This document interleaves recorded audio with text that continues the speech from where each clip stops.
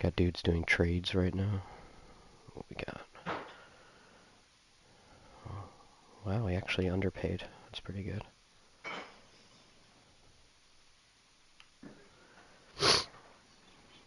It's really cheap for that linebacker. Whatever. Patriots is bad at trading anyway, so.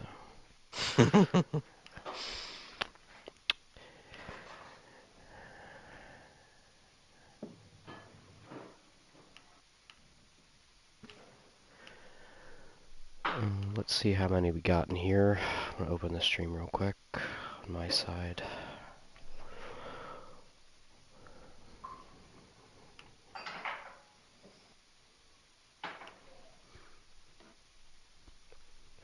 If it will open. You guys all have your voices set to share on party chat? I do believe so, but I will double check. Yeah, I always share mine. Cool, cool. I'll just double check it.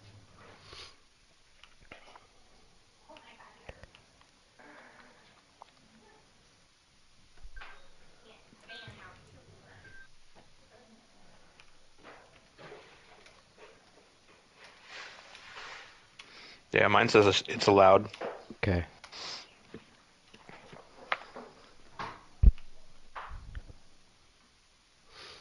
All right, well, we have 3 watching, and if more join in, and of course this will be archived for everyone to go back and read. So welcome in, everybody, to the HK State of the Union, as KK has called it. I am joined by our lovely Commissioner KK and our lovely Commissioner Slick. Say hello. Hey boys, Hello. what's going on?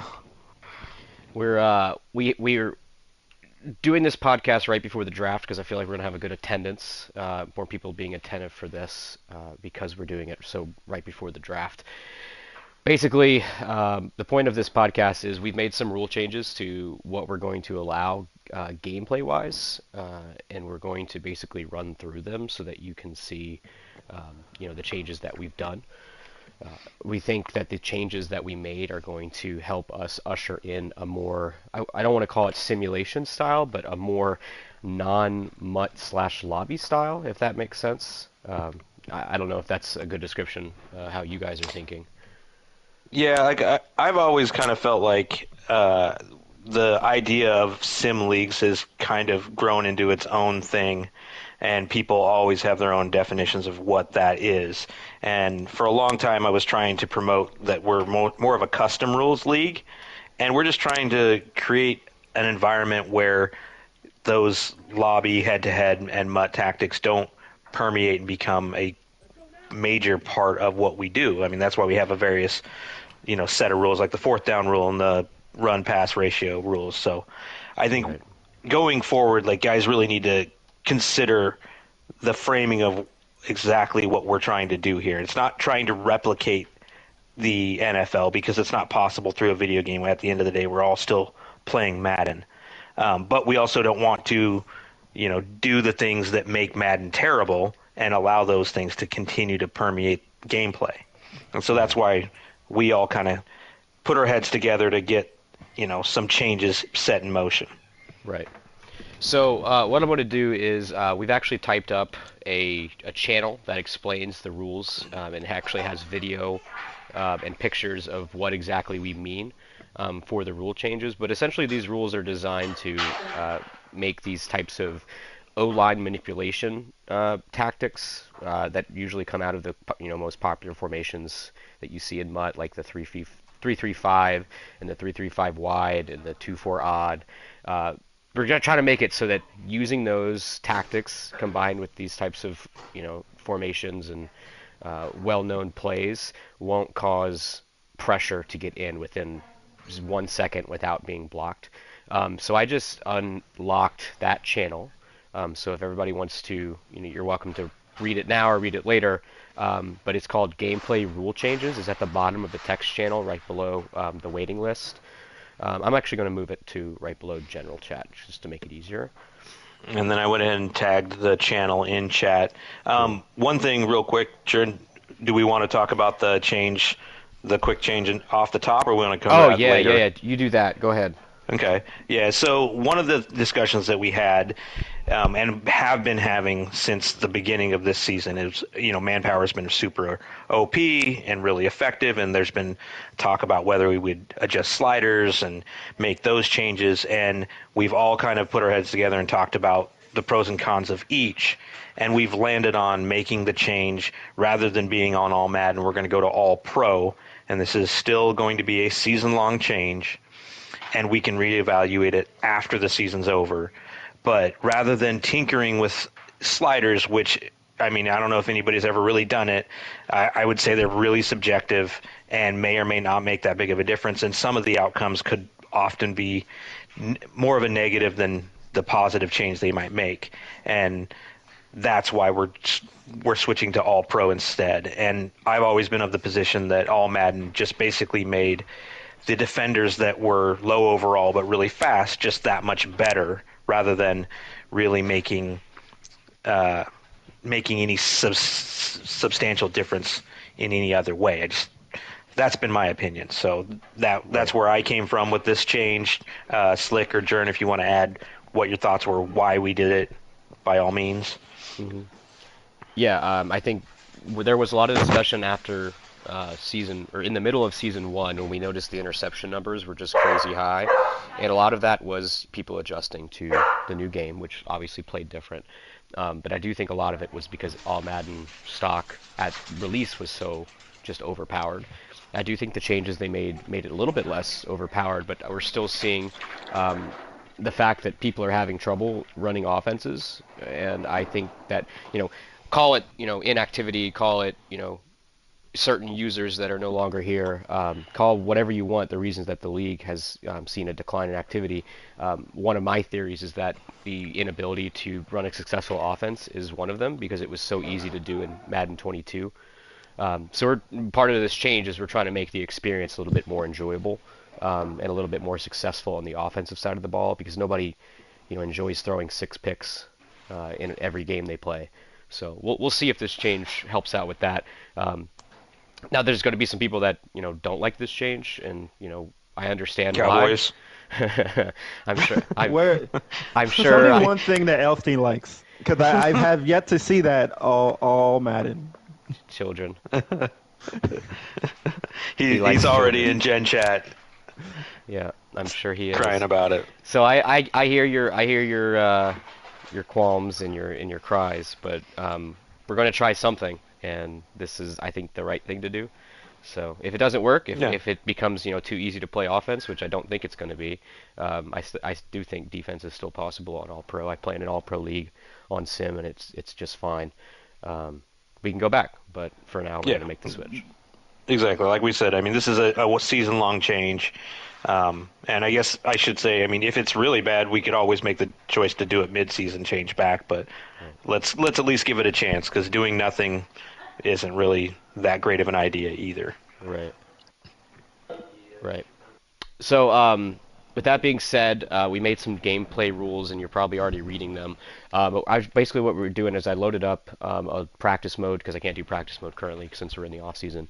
I loaded up a practice mode in another league that I'm in, and I'm going to kind of demonstrate what these tactics are in each of these points, just to kind of give like an on-air live example of what we're trying to get rid of. So I've come out, and this is like the typical MUT 335 wide, right? And what people do is they try to hide right here, right up, and like they're trying to basically grind on the DT, or have the DT grind on them, and they're just camping right here, and then snapping the ball, and then doing that. And it doesn't come in every time, but a lot of the times it does have the effect of manipulating O-line coverage and causing those edge rushers to come in free. So this is just one of the things that we think shouldn't be banned, because quite honestly, it's unnatural. Like, what the reason for doing this is to try to glitch out an offensive line. So same thing for if it's an edge defender. So again, if you're hovering right here, it's the same thing. Or hovering over here. It's just designed to try to get the offensive lineman to look at you and not somewhere else. So anything else you guys think I need to cover on that? I mean, I just opened up the stream, so I just kind of followed along with what you're saying verbally. But yeah, just that it does. It creates an issue for targeting, and it's just not anything that we want to bring into the league because it is a MUT-based tactic. Okay, number 2 was I kind of just did an example of that, but we all know what disengage blitzing is. I think it's a pretty common tactic that's been used for a few years in MUT. I've been playing since Madden 20, and I've seen this be prevalent in every year. But basically, it's where when you're a user player right here, you run forward to the line and touch an offensive lineman, and then peel back and run into coverage. So, for example, I'll do this, and then run back and cover the running back. Doing that, it can cause the offensive line to draw into you, and it creates problems for the blocking AI. And so we don't want there's no reason for you to be doing this unless you're trying to manipulate the offensive line. So that's another thing that we banned. Moving forward, same thing if you just strafe along the line. So if you're, for example, if I'm sitting here and we snap the ball and I just start running across the line, well, I got blocked, but if I just start strafing across the line horizontally, and I'm not trying to get to like a man on the left side or whatever, that's another thing that we don't want to see moving forward. Yep.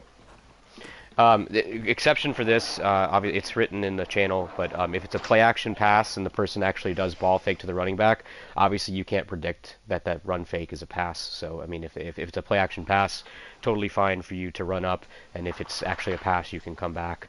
So we won't enforce that on play action passes. Yeah. Yeah, and then you also had a stipulation in here for like a down and distance within 3 yards of the goal line. Oh, is that on this one? Oh, that's on that's on the pass rush. Oh, part. is it?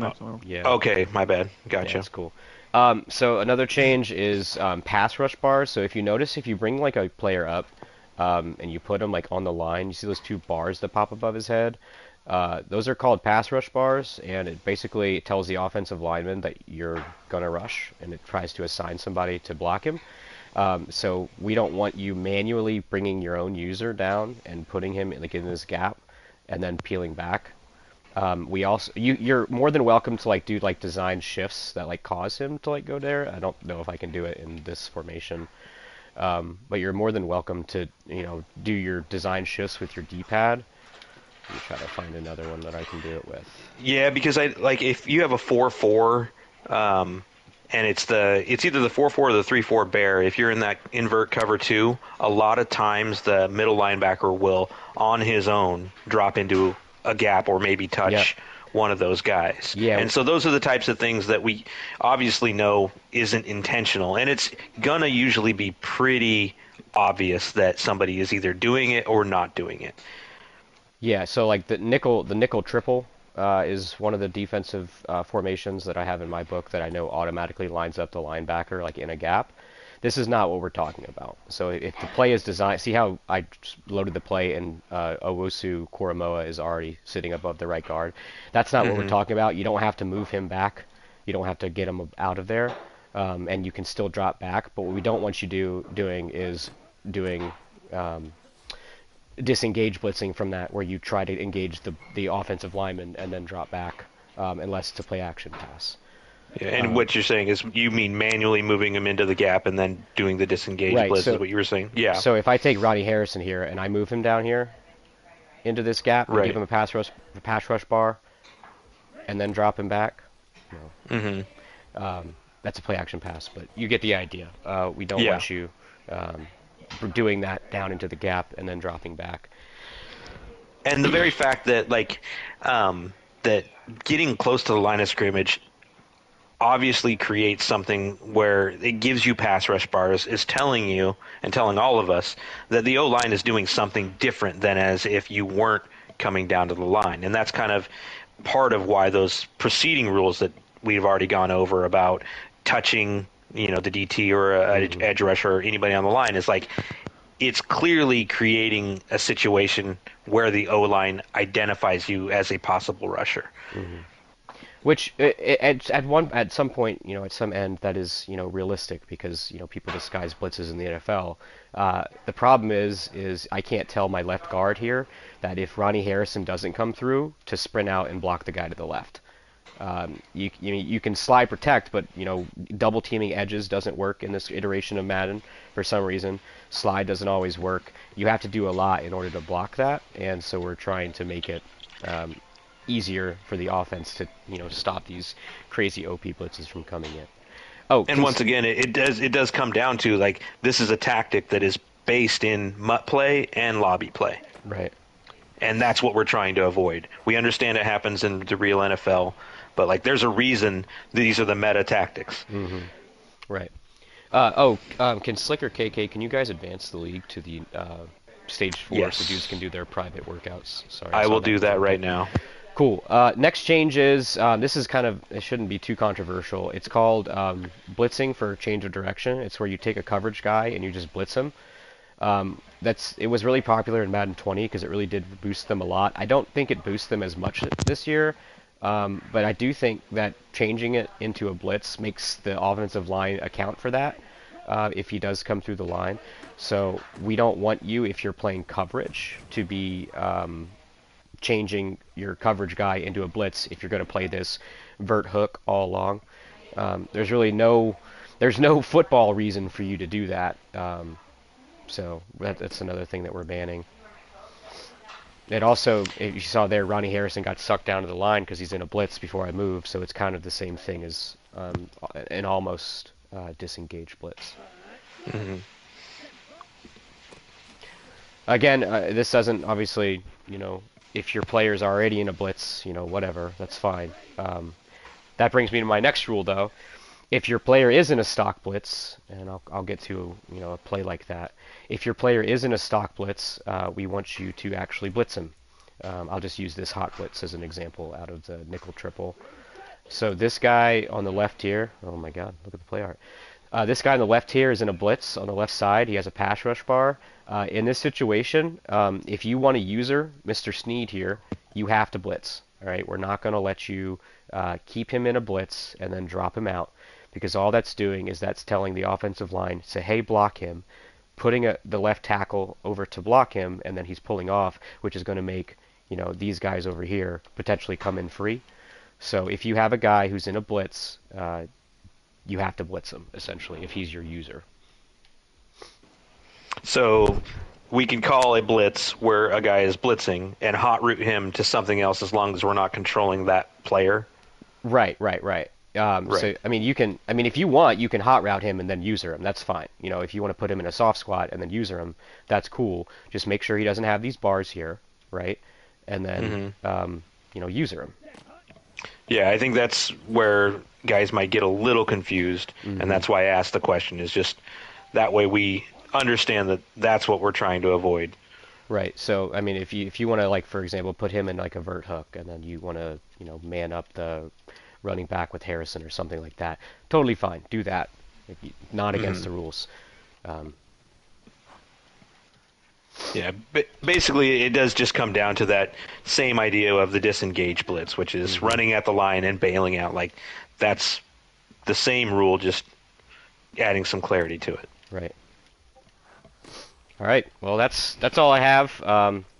I know it's going to take us some time to get used to this, and I get that. I'm not saying that I've never disengaged blitz. I've probably done it a lot, and because it's just something that we haven't banned in the past. But I just think that these types of changes are going to go a long way in making the experience more enjoyable for everyone in the league, because we heard complaints about certain there was a play steady styles. stream of them for a while, and then also like enforcement of this too will be it'll scale up basically. So because we know it's going to take some time to adjust to, so we're not going to instantly start suspending players because a guy's doing it. But if guys aren't making an effort to avoid doing these things, it's going to be pretty clear to us that you're intending to break the rule. And this goes along with for our new guys too, which is we have a stream requirement. You have to stream every away game, and they need to be archived.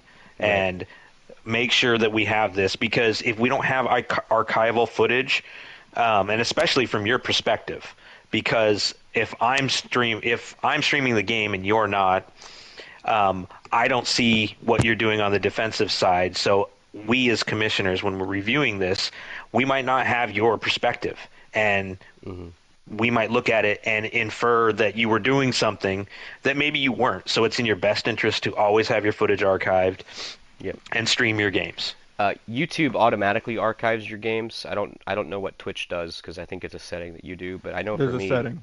yeah, archive your games. Like, stop hiding your streams. It's really lame. And for anybody who's not streaming their games when they're the away team, if you're not making an agreement with the person who's the home team and having them stream, you need to stream. I didn't think that It's a rule. Yeah. Somebody told me that there was a couple people that weren't streaming their games at all, and I was like, oh, well, that's not allowed. So make sure you're streaming if you're the away team. It shouldn't be controversial at all. Yeah. And stream on YouTube, because it's better. It's way better. Way better. Way better.